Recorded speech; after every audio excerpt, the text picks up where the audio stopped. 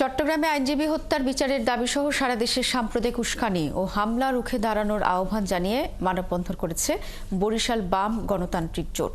বৃহস্পতিবার সকালে কমিউনিস্ট পার্টির জেলা কমিটির সভাপতি অধ্যক্ষ আ.ক.ম মোহাম্মদ মিজানুর রহমান সেলিম বলেন, চট্টগ্রামের আদালতে আইনজীবী হত্যার সুষ্ঠু তদন্ত করে দোষীদের বিচারের আওতায় আনতে হবে। একই সাথে ঘটনাকে কেন্দ্র করে সাম্প্রদায়িক সম্প্রীতি যাতে নষ্ট না হয় সেদিকেও প্রশাসনকে গুরুত্ব দিতে হবে।